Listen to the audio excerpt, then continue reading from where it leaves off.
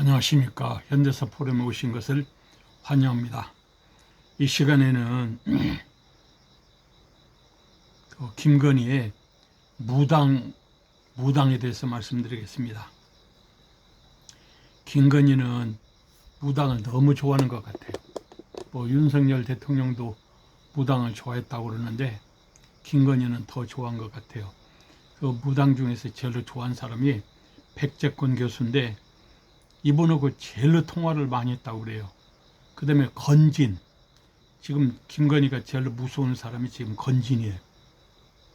천공, 그리고 명태.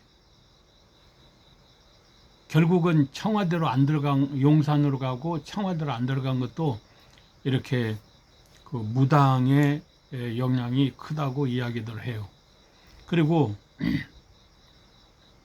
공관에서 이제 경호실장 면접을 하고, 그 다음에 청와대 비서실 인원을 채용할 때 면접을 본 다음에 공관에서 김건희가 다시 또 이렇게 면접을 한대요. 그래가지고 이력서를 내라. 그리고 생년월일을 적어라.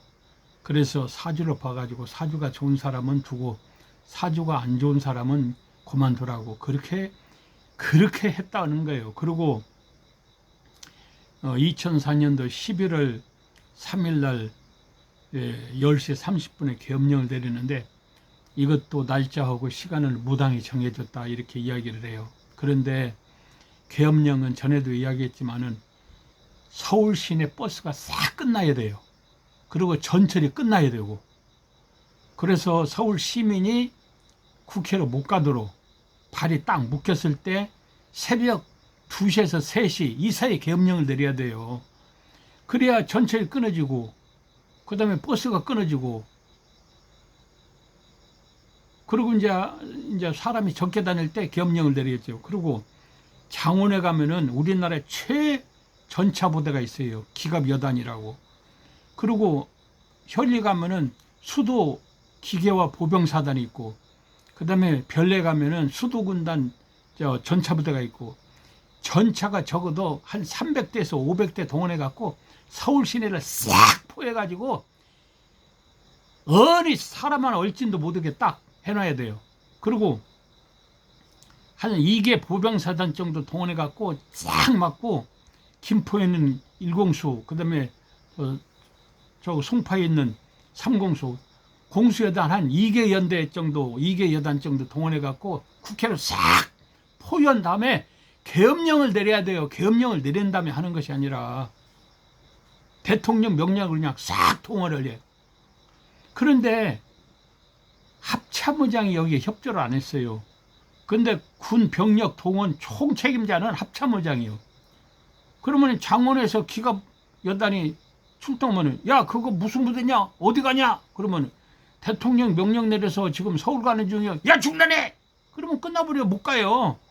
그 다음에 저 현리에 있는 수도 기계 보병사단 전체 100대가 이제 서울 오는 중이에요. 그러면 즉각 육군본부하고 합참본부에 이제 보고가 되잖아요. 그러면은 합참의장이, 야, 그거 어디 가느냐? 그럼 서울 갑니다. 누구 명령으로 가느냐? 대통령 명령으로 갑니다. 못 가게 막아! 그러면 가다가 중단돼 버려요. 그리고 별내에 있는 수도군단 전차보다도 뭐 50대나 100대가 동네에서 지금 서울 진입하면은, 야, 그게 무슨 대가 가느냐? 그러면 별내 수도군단 전차보다입니다. 어디 가느냐? 서울 갑니다. 못 가게 막아! 싹 막혀버려요. 제일로 중요한 것은 합참의장을 계엄군에 합류를 시켜야 돼요. 그런데 합참의장이 반대했더라고 보니까, 반대니까 병력 동원을 할 수가 없어요. 그리고 국회에 707 300명 갖고 어떻게 계엄령을 내려서 이거 지나본다고 그래요. 수도경비사령부 1여단 조상현 여단장이, 야, 한강 넘지 마! 그러니까 싹 안 넘었잖아요. 그러니까 움직일 수 있는 병력은 300에서 한 600밖에 1000명 정도밖에 안 돼요. 1000명 갖고는 이게 되지를 않는 거예요. 그러면은 참 김용현이가 이게 참 바보 중에 바보요. 딱 방해해가지고 이거 안 되게 생겼으면은 대통령 때 도지가 안 되게 생겼습니다. 계엄령 내리지 마십시오.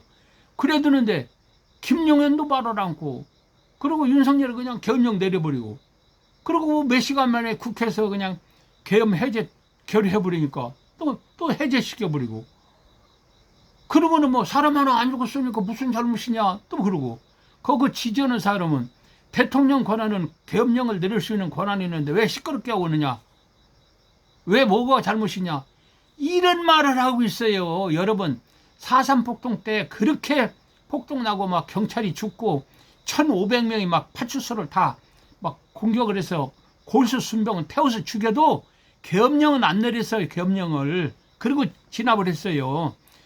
제주 4.3 사건 때 계엄령 내린 것은 48년도 11월 3일 날 이덕구가 국군 21명을 죽이니까 그때서 11월 17일 날 계엄령 내렸어요. 여러분, 대구 폭동도 얼마나 그냥 요란했어요. 얼마나 대단하고. 그래도 계엄령 안 내리고 싹 수습했어요. 계엄령은 이승만 대통령이 직접 선거에서 간접 선거로 헌법을 고치려고 그랬대. 이종찬 참모총장 보고 계엄령 내려서 이거 지나보자, 이거 시행하자. 그러니까 아니 이렇게 전방에서는 모를까 후방에 아무 잘못이 없는데 평화스러운데 무슨 계엄령을 내립니까? 나는 그거 못합니다. 그러니까 이승만 대통령 이종찬 장군을 포살시키라. 그러니까 죽이라면 죽이라고. 그렇게 이종찬 장군이 반대를 했어요.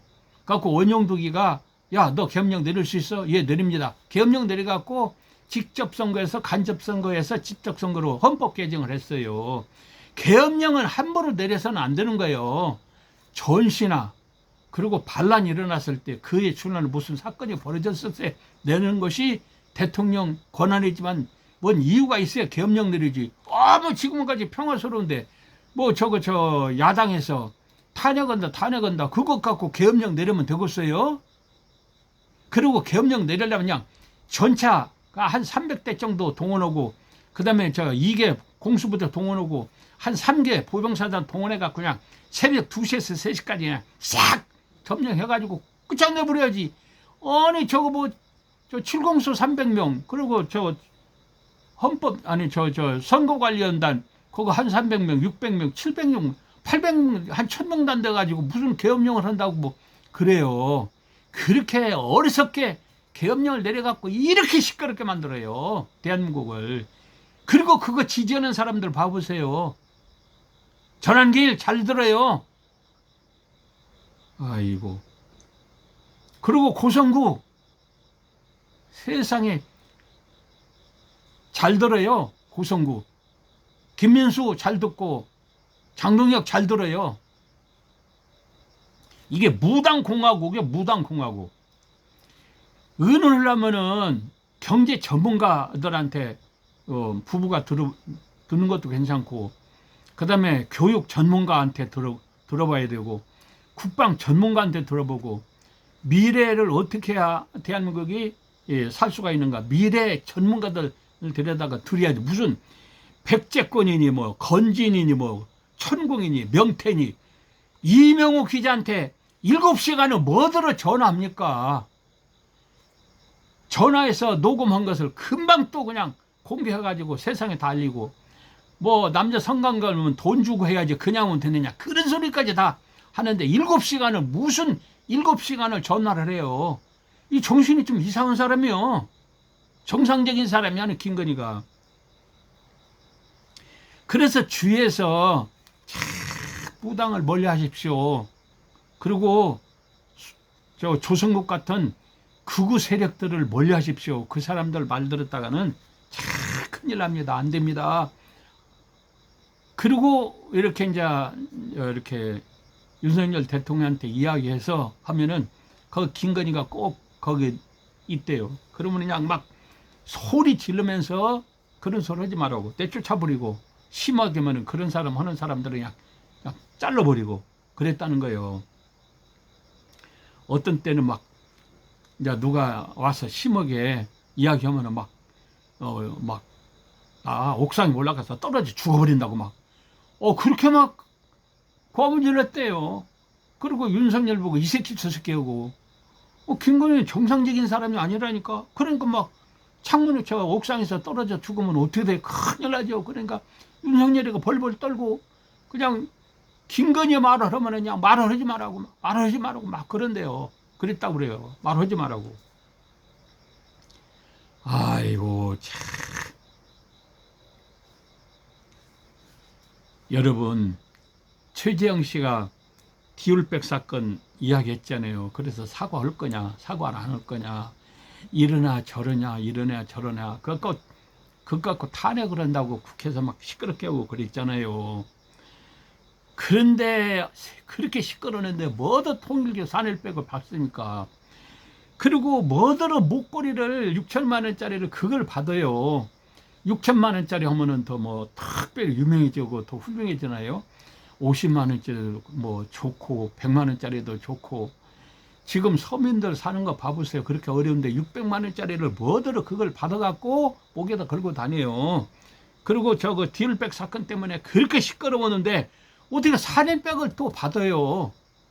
그리고 브릿지는 뭐 2천만 원짜리, 시계는 5천만 원짜리, 시계 차고 다닌 거 2번 이렇게 차고 다닌 것이 보였더라고. 2번.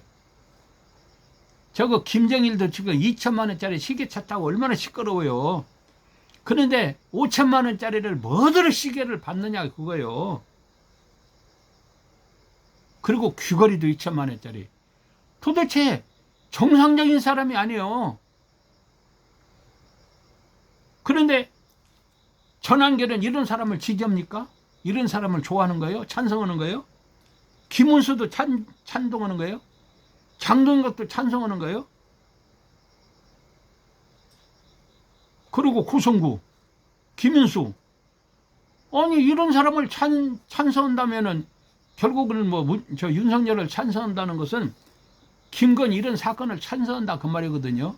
이런 것을 찬성한다면은 부패 공화국이에요. 이대로 그냥 갔더라면 대한민국 부패 때문에 난리 날 뻔했어요. 아니 뭐 50만 원짜리 시계도 좋고 10만 원짜리도 시계가 얼마나 좋아요. 나는 여동생이 복석상에서 선물 줘서 10만 원짜리 샀는데 지금도 그거 차고 다녀요. 그래도 10만 원짜리도 얼마나 좋아요. 그런데 무슨 5천만 원짜리 시계를 차고 다니고 2번이나 막 차고 다니고 보이고 그랬더라고 보니까. 이게 정상적이에요? 이런 사람이 한 것이 잘했다고 전한결은 떠드는 거예요? 그 다음에 김은수도 떠드는 거예요? 장동혁도 떠드는 거예요? 김민수 떠드는 거예요? 조성국도 떠드는 거예요? 그러면 정의가 어디가 있어요? 정의가. 그리고 대한민국이 어떻게 선진국이 되느냐 그거예요. 선진국이 되려면은 이렇게 경제가 3억 달러 이상이 돼야 되고 국민들이 정직해야 돼요. 헌신적이고 정의롭고. 이게 무슨 정의요? 이게 헌신적이요?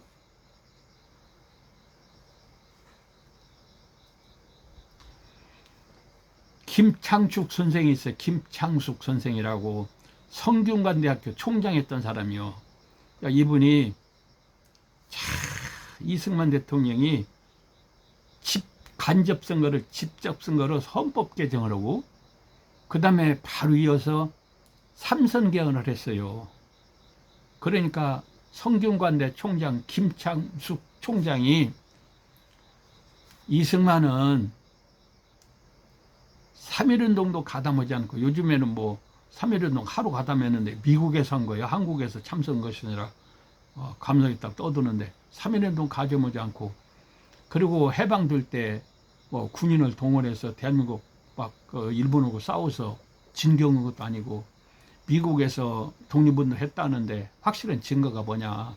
맨 미국에서 싸움이나 하고 분열이나 시키고 이렇게 놀다 오고 그리고 임시정부도 제대로 이끌지 못해갖고 탄핵당하고 그리고 한국에 왔으면은 좀 조용히 임기 채우고 연세도 많으시고 6.25 때 책임을 지고 딱 2번 하고 그만 되지 무슨 간접선거에서 직접선거로 바꾸고 헌법 개정을 하느냐. 이승만은 절대 대통령 돼서는 안 된다. 이렇게 또 막 고함 지르니까 이승만 대통령이 김창숙 선생을 총장에서 그냥 몰아내버렸어요. 그러니까 김창숙 선생이 먹고 살기가 힘들잖아요. 그러니까 부인이 바느질해서 먹고 살고 일생을 살다가 세상을 떠났어요. 그 묘가 저 북한산 살고 다 위에 북한산 그 묘 있잖아.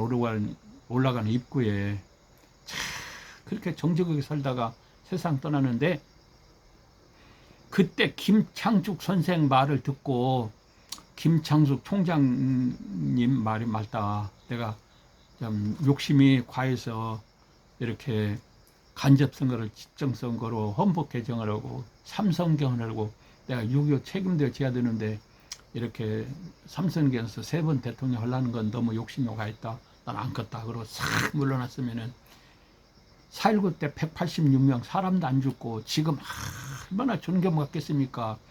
이승만 회관 진다고 누가 시비를 하고, 광화문에다 동상 세운다고 누가 시비를 하고 있어요. 그리고 국부라 그러고 존경하고, 그리고 그 앞에 가서 다 머리 숙이고, 그리고 참 고맙다 그러고. 그럴 건데 김창숙을 총장에서 몰아내버렸어요. 그리고 직접선거에서, 간접선거에서 직접선거를 헌법 개정하고 3선 개헌하고 3번 하고 4.19 때 4번 하다가 186명 학생들이 죽으니까 그때서 물러났어요.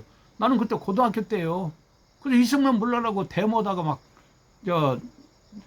조선대학교 부속고등학교에서 그 광주하고 막 가다가 그 개굴창에 때 채백해갖고 하마터면 죽을 뻔했어요. 4.19를 안 겪은 사람들은 이승만이 어떤 사람인지 잘 몰라요. 근데 4.19로 겪은 사람들은 잘 알지. 그러니까 80세 이상 된 사람만 이승만에 대해서 어느 정도 알지요. 그러니까 누가 조언을 하면은 그러냐고, 참 잘 알겠다고, 많이 그러면 참고로 하겠다고, 고맙다고. 그래야지. 저 한동훈이가 이렇게 마해 사건 때 이거 뭐 김건희 사건이 너무 크니까 이거 어떻게 막든지 정리를 하든지 이혼을 하든지 어떻게 하지, 이대로는 안 됩니다. 그렇게 그냥 하니까 세상 막 고함 지르고, 그냥 너 형수한테 그럴 수 있냐고, 막 스스로 죽여야 된다고. 세상에 그렇게 하면 되겠어요. 고맙다고, 잘 알겠다고, 그리고 어떻게 잘 되도록 한번 노력해 보겠다고. 그래 그냥 쥐듯이 모르게 그냥 싹 최전방으로 보내갖고 헌병이 딱 지키고 휴대폰을 보고 아무것도 쓰지 못한다고 딱 막아버려갖고 했으면은 지금 김건희가 감옥에 안 들어가죠. 윤석열도 감옥에 안 들어가고 지금 이렇게 시끄럽지 않죠. 한동훈 말을 들어야 되는데 한동훈 말을 안 들어갖고 이 난리 친 것 아니에요. 그런데 전한길이니 김문순이, 장동경이, 김문순이, 김민순이, 이런 사람들이 한동훈 나쁘다고, 그리고 조성구, 신혜시, 광화문 태극기 부대 그렇게 한동훈을 막 공격을 하고 나쁘다고 그래요. 아니, 한동훈이가 이야기한 대로 김건희는 그냥 전방에 보냈으면 김건희도 지금 감옥에 안 들어가죠. 왜 저렇게 고생하고 있어요. 윤석열도 감옥에 안 들어가고 청와대에서 열심히 용산에서 일을 하죠. 왜 감옥에 들어가서 저 고생을 다 하고 있어요. 그러니까 누가 조언을 하면은 그 조언을 잘 들어야 돼요. 여러분, 초안지에서 항우는 한국에서나 중국에서 모르는 사람이 없잖아요. 항우 장사라고 유명하잖아요. 범죄인이라는 사람이 저거 유방 죽여야지, 저거 안 죽였다는 나중에 크게 문제된다. 그러니까 항우가 항우가 저 새끼 유방은 맨날 술이나 처먹고 맨날 여자나 좋아하고 저런 것이 무슨 천하를 풍요로냐고. 저건 내가 맘만 먹으면 하루면 끝난다고. 그리고는 유방을 살려주고 그러니까 검증이 저 인간은 앞을 내다볼 줄 모르고 인간을 제대로 모른다. 너 같은 놈은 이런 바보고는 내가 같이 못 되겠다. 그거 떠나버렸어요. 얼마 안 돼갖고 그냥 유방한테 그냥 한신한테 싹 포효돼갖고 3인초가 돼갖고 죽을 때 이 한신이 항우가 내가 범증 말을 들었으면은 들 건데 범증 말을 안 들었다고.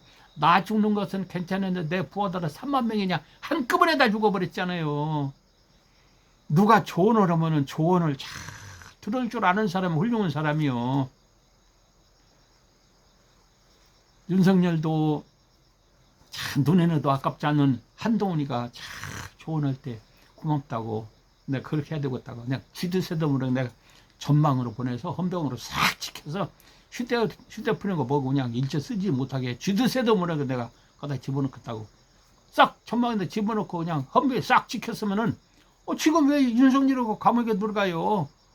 왜 김건희가 감옥에 들어가고 이렇게 시끄러워요? 한 사람만 감옥에 들어가면 괜찮은데 군인들 그다음에 이 사람 저 사람들 그리고 저 국민힘 관계된 사람들 그냥 다 이 사람 저 사람 막 조사받고 기업가들 다 조사받고 그러잖아요. 참 그러니까 누가 조언하면은 조언을 잘 받아주는 사람이 이게 훌륭한 사람이요. 여러분 북진할 때 인천 상륙작전을 해서 이제 9.28 수복을 했잖아요. 북진할 때 막 매가다가 막쫙 워커 보고 막 밀고 올라가라 그래요.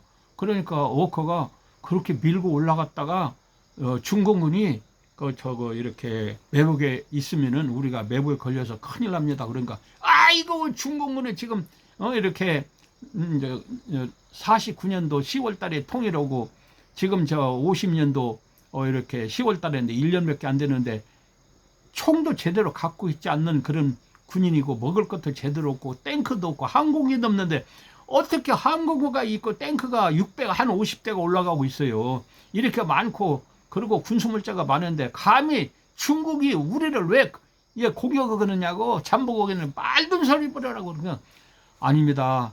전쟁은 해봐야지 해보지 않고는 잘 모릅니다. 이 워커는 이렇게 구라파에서 패튼 장군 밑에서 롤만드 상륙작전한 사람이요. 그래서 패튼 밑에서 군 작전에 대해서 잘 연구를 해서 최고 전문가예요. 그래서 워커가 조언한 대로 섣불리 막 차갖고 쫙 압록강까지 밀고 올라가지 말고 보병이 고치 점령하고 갔으면은요 절대 미군이 지질 않고 통일을 합니다.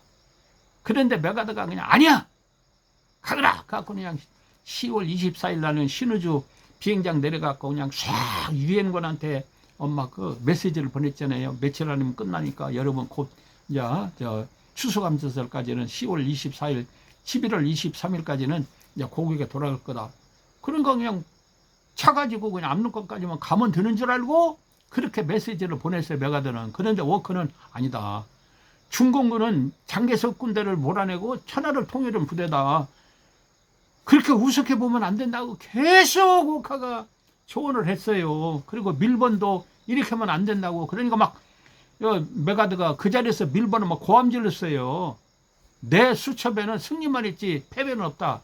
왜 지금 막 진격하려고 하는데 이런 소리 하느냐. 갖고 밀번도 혼내고 워커도 혼내고 그랬어요. 그랬는데 10월 24일 막 북전했는데 5일 10일 만에 그냥 청천강에서 싹 미군이 포위돼 갖고 죽지 살려 도망왔잖아요. 그러니까 워커 말이나 밀번 말을 들어야 됐는데 너무 교만해 갖고 말을 안 들어갖고 참패했어요. 그래갖고는 이제 미군 2군단이 4,500명 반절이 죽었어요. 지금 동두천에는 미군 부대, 한국에 남아있는 미군 부대요. 어디야 가평 용문산 전투 지평리 전투에서 이사단 23년대가 거기서 이제 크게 이겨서 이사단이 이제 다시 이제 회복을 했죠.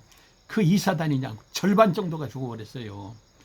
그러니까 메가드가 이제 51년도 3월달에 이제 트루먼이 해임시켜갖고 이제 미국 갈 때 세상에 경원 하나도 안 붙였어요. 그러니까 메가드 부인하고 다 둘만 비참하게 갔어요. 그러니까 메가드 말년이 너무나도 비참하게 간 거예요.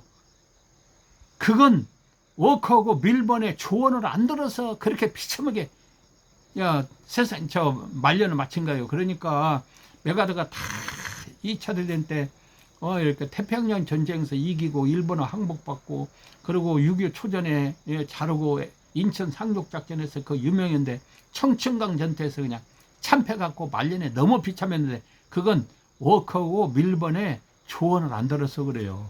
참, 사람은 조언을 잘 듣는 사람이 훌륭한 사람이요. 이게 지금 한동안 조언 안 들어갖고 김건희 감옥 들어가서 얼마나 힘들어요. 윤석열 감옥 들어가서 얼마나 힘들어요. 그리고 국민들이 얼마나 비웃어요. 부부가 감옥에 들어갔다고. 그러고 그냥 김건희 사건은 그냥 자고 나면 또 나오고 자고 나면 또 나오고 자고 나면 또 나오고 그냥 정신이 없어요. 그런 여자가 어디가 있어요 도대체. 자기 남편한테 이 새끼 저 새끼 하고 건너면 옥상 올라서 떨어져 죽는다고 협박이 나오고.